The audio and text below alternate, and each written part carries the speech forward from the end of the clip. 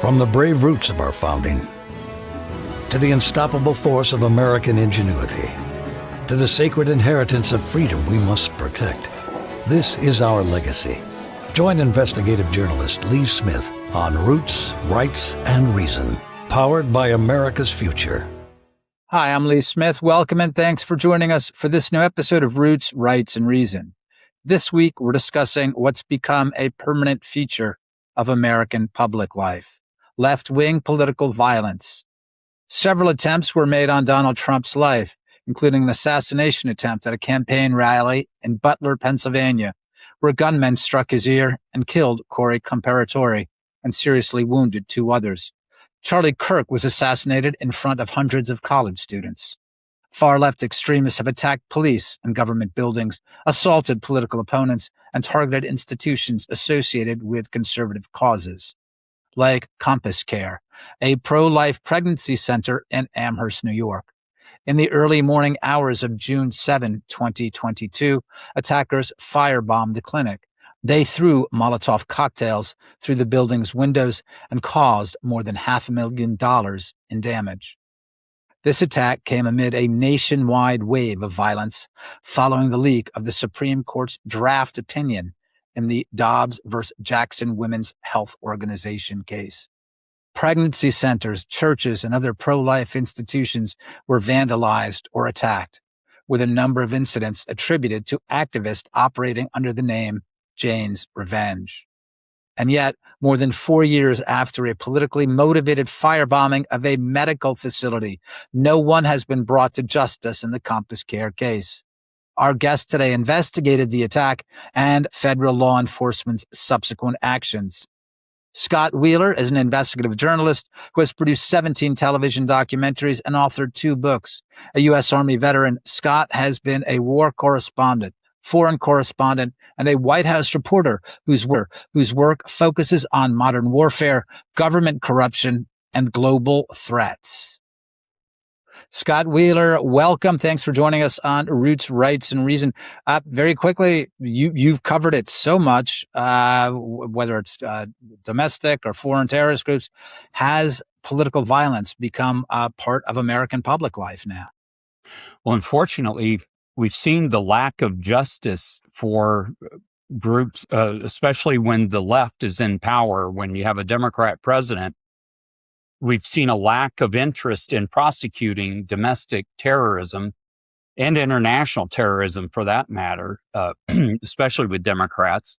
Although they do, while they play up right-wing violence, there's far less right-wing violence than there is left-wing violence. In fact, they'll even produce their own rigged studies to try and imply that that's true. The reality is they don't count hundreds and hundreds of leftist attacks while counting everything as a right-wing attack. And so we really have seen it. And unfortunately, there has not been a significant pushback coming from the right to try conservative presidents to try and bring these people to justice and expose those networks. Although President Trump has done a pretty good job of talking about it, raising the interest level, and talking about groups like Antifa, for example, a group that calls itself anti-fascist, but in reality they want to impose their anti-fascism on everybody who disagrees with them. And so it's kind of strange, but President Trump has recognized them, while the Democrat Party has stated that they don't even believe Antifa exists, that it's just an idea or a concept. Right. Yeah, we've heard that. It's just sort of a larger concept, and the people who justify their violent activities in the name of Antifa, they're some sort of spectral beings or something like that, don't really exist. Do you think that part of this is that that Democratic Party officials want to expose make Americans vulnerable to political violence? Well, I think when it serves their interests, they've certainly allowed it and looked the other way. And at times, Antifa has sort of acted as the Democrat Party's militia. And they were, not many people are aware of this. I know because I'd been investigating Antifa for a number of years. They were in places around the country in the event that President Biden lost a close race in 2020. They were prepared to start rioting like they had the summer before. And this was, the Democrats were, had this in motion. And I actually saw these small cells around the country in different cities positioned during that 4 or 5 day period where the votes were being counted and it was too close to call. They were in place. And I actually took photos of them and video documenting their existence and what they were planning to do. It's quite bizarre. That's fascinating. There were all those war games that were coming out at the time. I remember, published in, public the Washington Post, maybe the Atlantic and others, but they were explaining what was going to go down or what could possibly go down with a close Trump victory, Trump blowout, close Biden victory, Biden blowout, and violence. They were forecasting, but what they were really doing was they were preparing the ground for violent left-wing activism. And you actually saw them in different places. Where were they prepared to wreak mayhem on our social fabric?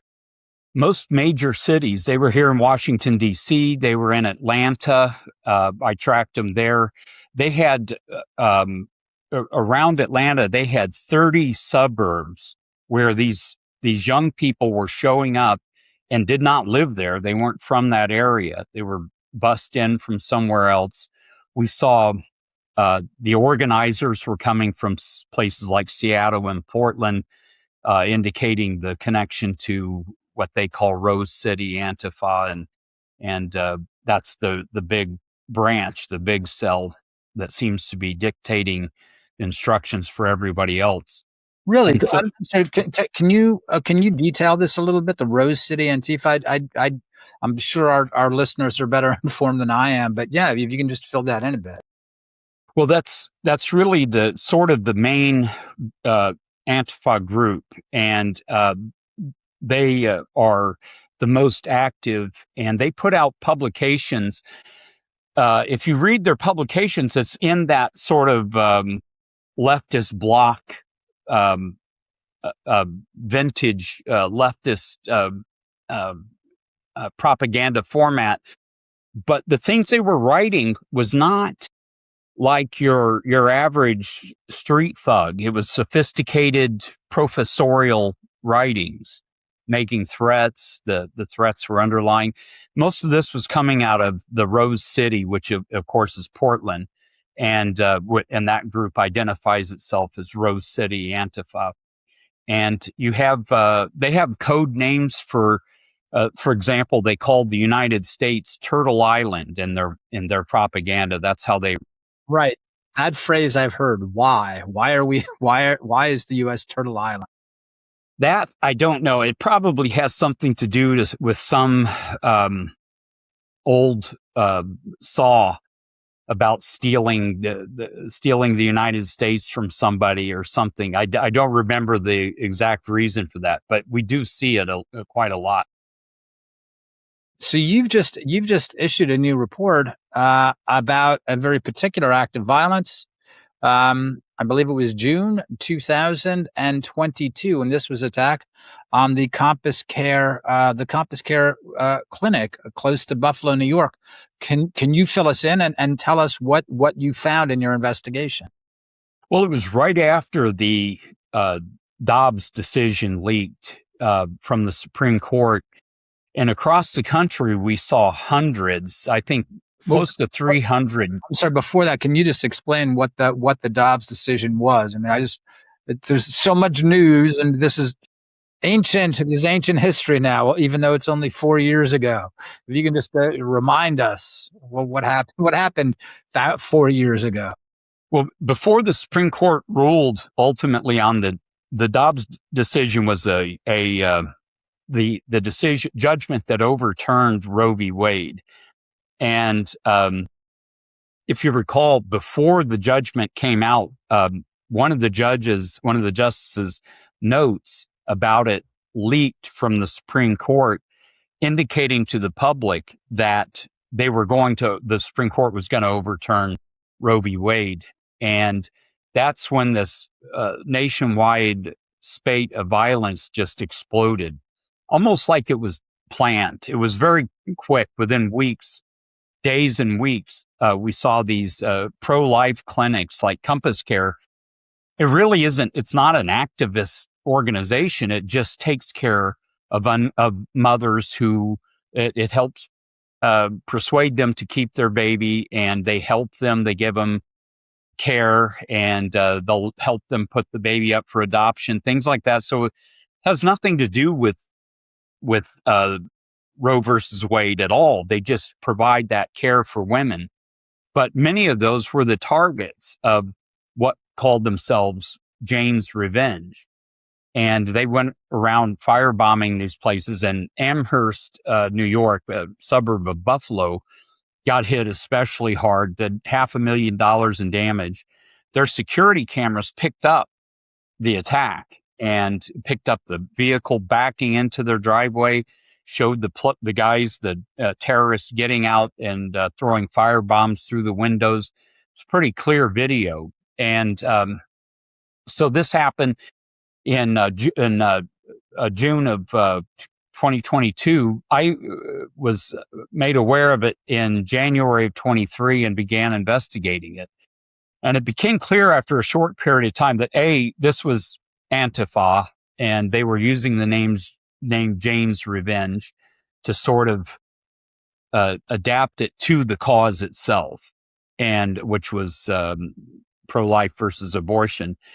And the CEO of Compass Care, a guy named Jim Harden, just worked really hard to try, and he kept pushing me to do the investigation. He kept investigating himself. And so after a couple of years, we had gone through a lot of suspects. I would ambush interview people that we thought were potential suspects. A lot of those people ended up helping us in the long run. But I went undercover, grew my beard out and grew my hair out, and went undercover as like a Michael Moore figure, someone sympathetic to them. And we worked the leads. And a few months ago, we came up with suspects, and so we went out to interview them. And I was pretty surprised at the reaction. They had gone to great lengths to hide their identity. That was one of the reasons why they were so difficult to find. We had names, but we could not find faces. They had scrubbed the internet of their images, anything identified to their name, and the images we saw were not them. It was another figure, another person. And so we had to get through all of that and then get to the suspects themselves. And we had a visceral, angry reaction to us sneaking up on them. But it's pretty interesting that the FBI hasn't picked them up yet. So I want to get to that in a second, because that is crucial. So that you could see their license plate numbers from the video, right? But even though you knew their names, you couldn't track them down because they started scrubbing everything else from the internet that would help you find them. Is that right? So you knew they were, the clinic knew who they were, but even with their names, you couldn't track them down. Well, we didn't know we weren't sure who they were. The license plate, the FBI said the license plate they didn't say that it was a fake license plate, but they said it would not lead to anything. And they didn't tell us why. In fact, they were very uncooperative. They wouldn't tell us why the license plate meant nothing. We came upon the names through questioning sources, and that's how we got the names. And their reaction, when we started trying to find out who they were on the internet, we saw that ultimately we discovered those weren't who they were. There were a couple of images. One had no images on the internet, even though he had been a sort of amateur journalist. And the other, there was he mistaken. There was an image for the other suspect, but it wasn't really him. And he made a mistake in something else, and we actually got a video of him. He did not realize was out there, and we found it, and that's how we recognized that it was one of the guys we were dealing with. But their images were scrubbed. There were a few references to their names, but the images did not match theirs. What happened when you confronted them? When you finally caught up? How long did it take you to find them, by the way? Weeks. And when one did not come out of the house, we would pound on his door. He would not come out of the house. We staked out his house for several days, and finally caught him coming out of the house and getting into a car that was driven by somebody else. It wasn't an Uber. It was something, and not like protection. The other one, we staked out his house. He left his home, came back, and then we caught him in the driveway. And I approached him, and he screamed, yelled, told me to get off his property. And so I moved over to the sidewalk, and I told him, I don't have to leave. I'm on the sidewalk. And I threw more questions at him, and he yelled, screamed profanity, and yelled for me to leave and leave him alone. Did they acknowledge that they were indeed responsible for what's an act of terror? It's a terrorist attack. Did they say, yeah, we did it? What are you going to do about it? Or, or we did it for all the right reasons. We're protecting, choice, or what did they say? They did not acknowledge. I would say their behavior indicates that we got the right people. And the FBI could certainly clear this up pretty quickly. That's my next question. So law enforcement, apparently federal law enforcement, has been about as cooperative as the people that you hunted down. Why? There's no interest in the FBI in apprehending terrorists or those responsible for a terrorist attack. Well, that's sort of a longer story that goes back to the 1990s. We discovered, myself and some people inside the government and some others outside, that there was a process that Bill Clinton began, and that was replacing people inside the government. And the cases we were looking at were Department of Defense. They were putting loyal Democrats in the civil service positions so that they would have loyal operatives inside the government. We discovered later that from Clinton to Obama, they began replacing people not only at Department of Defense. There was a phrase, you even hear it once in a while, people refer to the Clinton generals. That was the people that made rank quickly during the Clinton years that weren't qualified. And I've heard that phrase. I created it, but I've heard other people use it on television before, so it kind of got out. But we discovered they were doing it with the FBI, the Department of Justice, the CIA. A lot of people don't remember this, but if you go back 20 or 30 years, the Democrat Party hated the CIA. They hated the FBI. They didn't trust them. And then all of a sudden, about 2015 or 2016, they became very friendly and warm. And any attack on a CIA agent became it was like attacking a veteran. According to the Democrats, it was very unpatriotic. We saw the FBI during the famous photograph not only did the FBI go after Donald Trump, right, but we saw those photographs during the BLM riots. We saw the FBI taking a kneel in honor of in honor of fanatical left-wing demonstrators who were responsible for a great deal of damage and destruction across the country, and death as well. It's unbelievable. And it was when I noticed that Peter Strzok, who later became head of counterintelligence at the FBI, in 2012, he was second in command of counterintelligence for the FBI. And when he was interviewed by one of the House committees, a member of the committee asked me, what questions would you like to see him ask? And I gave him several. One of them was, what was your reaction when President Obama was caught on the hot mic talking to Medvedev and telling Vlad he'll be more flexible after his election, ask him what his reaction was when he saw that. And that was one of the questions that he was asked. And he appeared not to even know that it happened, which was shocking to me. The second in command of counterintelligence and now the head of counterintelligence did not know that the president was sending messages to the leader. At the time, Medvedev was the leader, but everybody knew he was a puppet for Putin.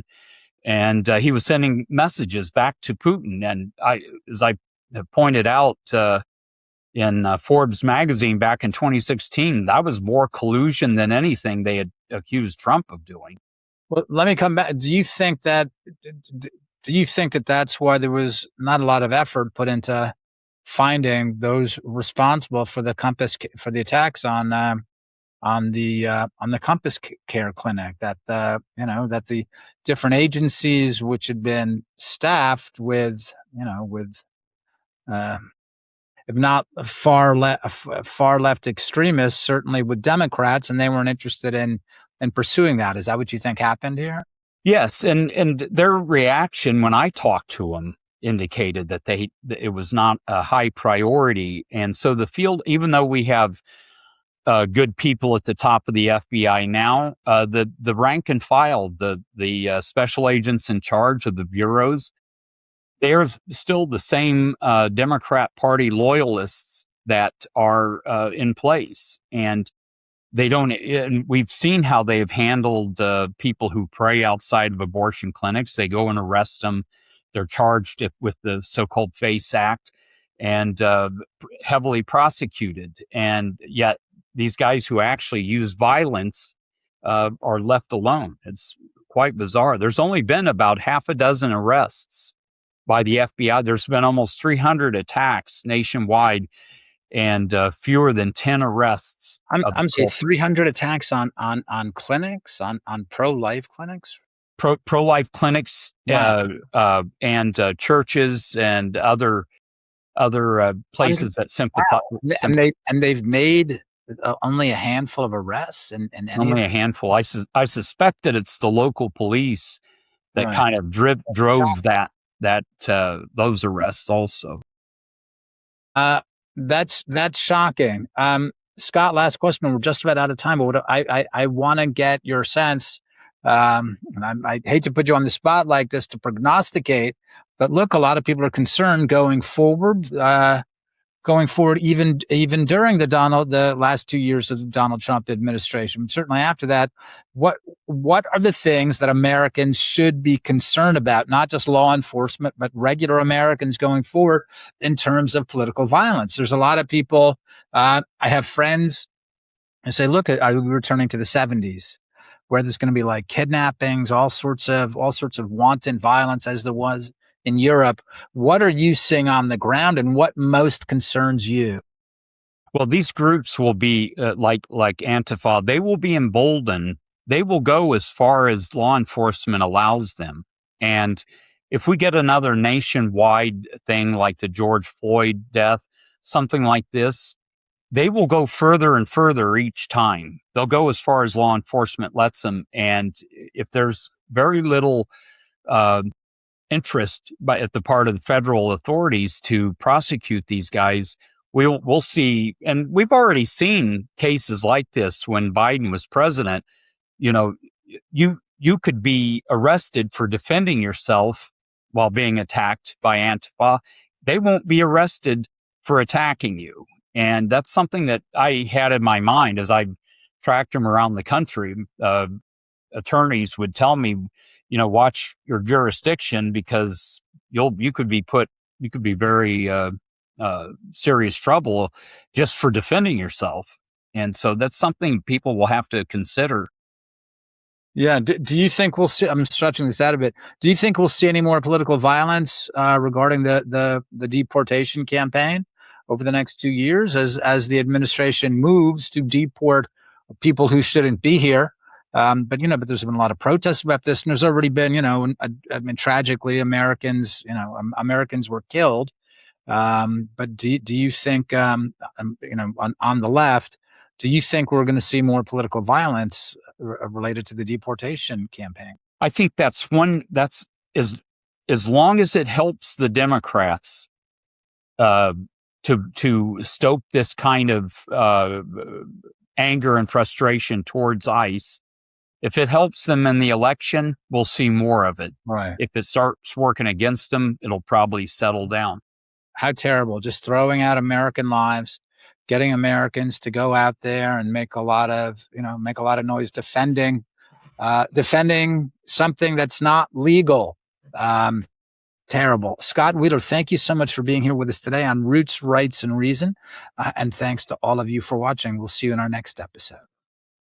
Thank you for joining us for another episode of Roots, Rights, and Reason. If you enjoyed today's conversation, please subscribe, share this episode, and visit americasfuture.net for our full library of podcasts. Until next time, remember that understanding our roots, defending our rights, and exercising our reason are essential to preserving the greatest country in the history of planet Earth. I'm Lee Smith. See you next time on Roots, Rights, and Reason.